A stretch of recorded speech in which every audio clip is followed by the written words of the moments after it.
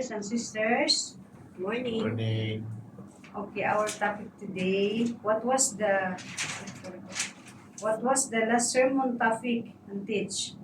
Binding and loosing. It teaches us whatever you bind on earth shall be bound in heaven, and whatever you loose on earth, you loose in heaven.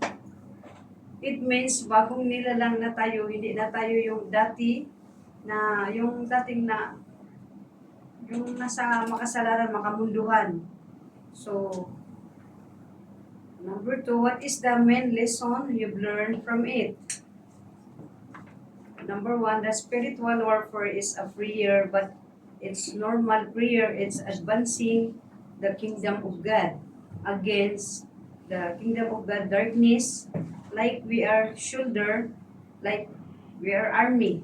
So spiritual warfare, you must equip with the Lord, with the word of God. That's why we need to free hard and use the free of armor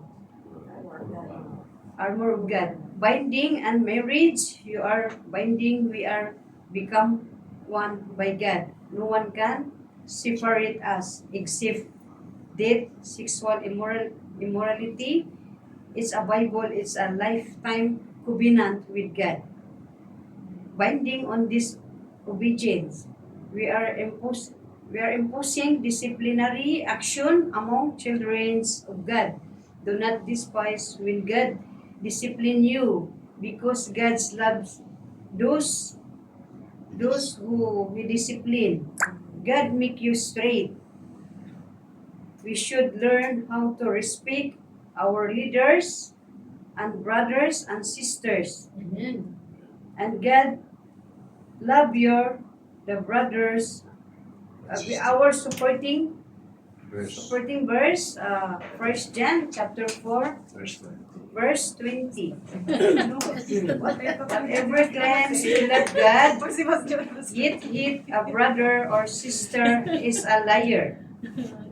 For whoever does not love their brother and sister whom they have seen, cannot love God, whom they have not seen. And He has given us this command: anyone who loves God must also love their brothers and sisters. So number 4, how did it impact the lesson you've learned Number 3 yan ba? in your life? Number 3 pa lang.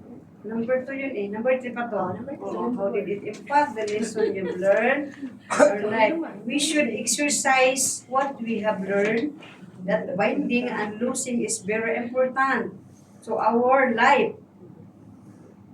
How to lose and how to lose our enemy. How would you apply everything you've learned in this Bible study to your life? So, as a people of God, in prayer, as kailangan talaga natin na umiwas na sa yung mga kasalanan kamunduhan, yung hindi sa kalulugod sa Panginoon, yung kailangan talaga natin yung mag-obey, obedient, truthful, and faithful to God, and to your spouse, and to brothers and sisters, especially sa mga kapatiran sa church, sa leaders, sa bishop, sa mga pastor, sa lahat. Ito yung sinasabi na love your neighbors as yourself. Ito yung utos ng Panginoon. So love God and love one another. So para magawa natin ang lahat ng yan, gamitin natin ang power, authority na binigay ng Diyos, bind the devil and to loose from the bondage. To loose ourselves from the bondage. So to God be all the glory. Amen.